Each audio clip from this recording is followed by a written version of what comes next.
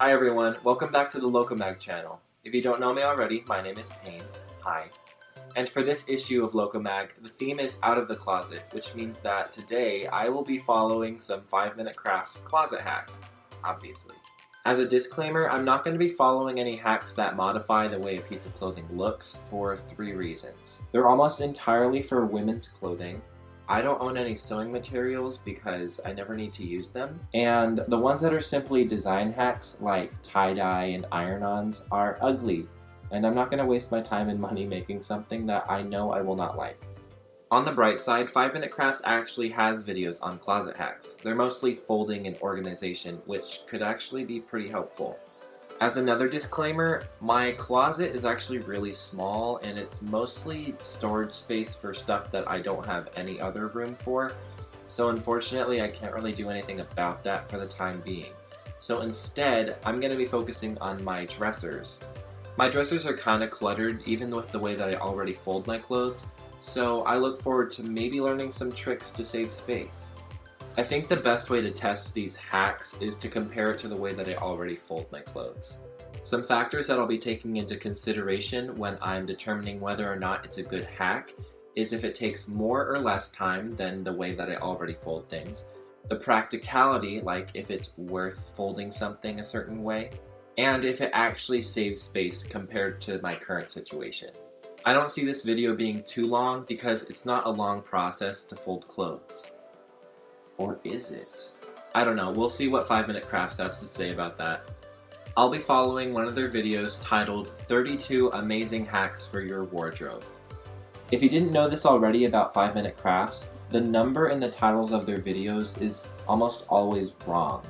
They just throw in some decently sized number when in their video there are actually a lot more. Who knows why they do that? I'm not like some YouTube analyst or anything, I just thought it was interesting. Anyway, let's get started. Okay, so immediately upon watching this, I can tell that compared to their food hack videos, this one just seems a lot more real. In their food videos, they fake a lot of it because they take multiple shots, but in this one, everything is taken in one take. Also, I don't know how you can fake folding something. Something that does stand out to me though is that once they fold something, it ends up really small and compact, which makes me think that they're using really thin materials, unless I've just been folding stuff wrong this whole time because I've never had something so flat when I fold it. Onto the hacks. Their first one includes a jacket that they just shove into one sleeve.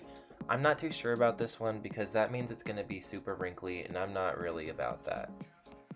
Originally, I did speak in the video as I was folding the clothes, but I felt it was just better if I did a voiceover.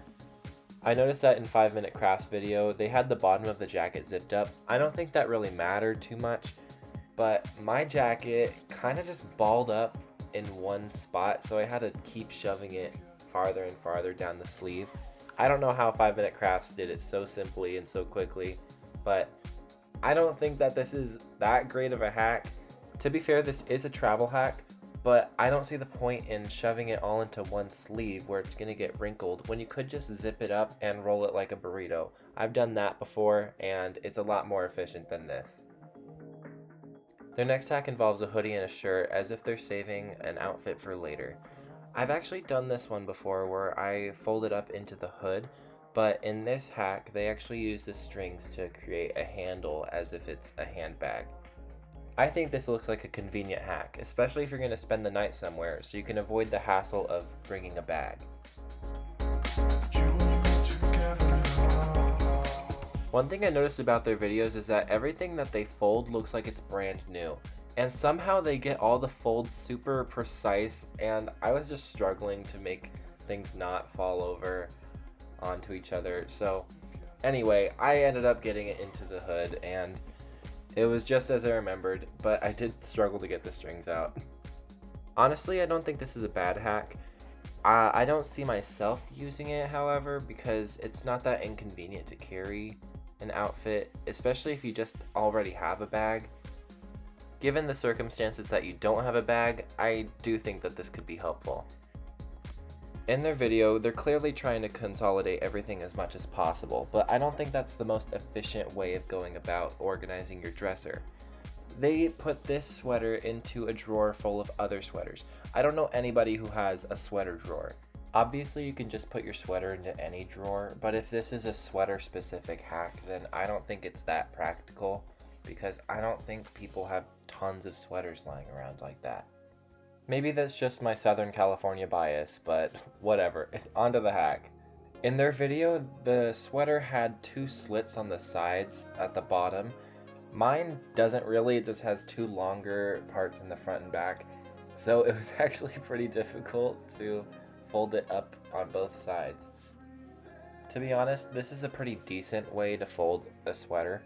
I have noticed that they're obsessed with cuffing the bottoms of them, of like every piece of clothing, so that once they fold it, they can wrap it around the whole thing. I don't know, it's so weird. I don't think it's that necessary, but whatever, it worked. Personally, I don't like the way this is folded because I fold my sweaters like my shirts, which is way faster, as I will demonstrate. I feel like the way that they folded their sweater makes it a lot easier for it to come undone in the dresser as you're moving stuff around. Personally, I think my way is a lot more convenient, especially since it goes with other shirts and it can be done quickly during laundry. This next hack is for a t-shirt, and I have never seen anybody fold a t-shirt like this before. I thought it was fake since it ends up being so small, but somehow it's not, as you'll see later. Normally, I don't like folding stuff if I can't do it while I'm standing up. And there's no way that I could possibly fold a shirt like this if I'm standing up. I feel like I'd have to have a flat surface to do it. I happen to use a thin shirt for this hack unintentionally, but it ends up looking very similar to what they did, which I just think is crazy because I've never seen a shirt consolidated to such a small object. I'm not necessarily saying that this is a bad hack, I just don't think it's worth the time and effort, even though it would totally save space in your drawer if you were to fold all of your shirts like this. I brought out one of my pre-folded shirts to show the size difference, and it's literally half the size, which I don't understand because it looks like it's the same thickness. So I'm sure this would save space, but it's not worth the effort. I would not do this one. This is another travel hack, but I've never seen anybody have issues with their socks. Like, yes, this does look like it takes up way less space than socks usually do, but they're socks. They're not big.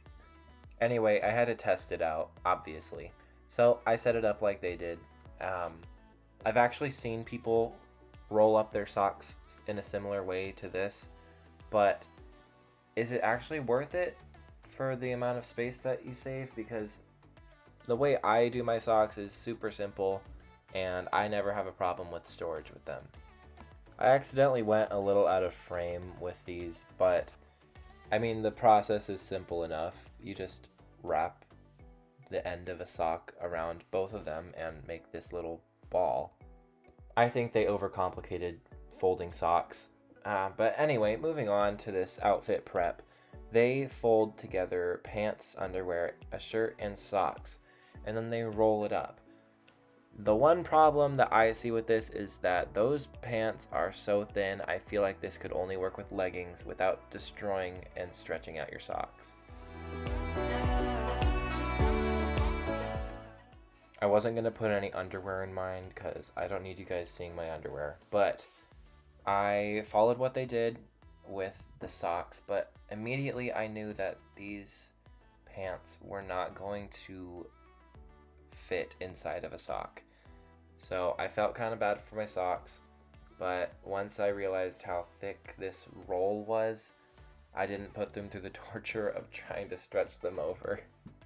I really don't think this is the most practical way to pack an outfit, especially if it's just one. The only kind of outfit that I can see this being okay for is if it includes leggings or if they're pajamas, because pajamas are not jeans. Maybe I messed up this hack because I used jeans, but regardless, I don't think it's that great. Just bring a bag with your outfit folded in it.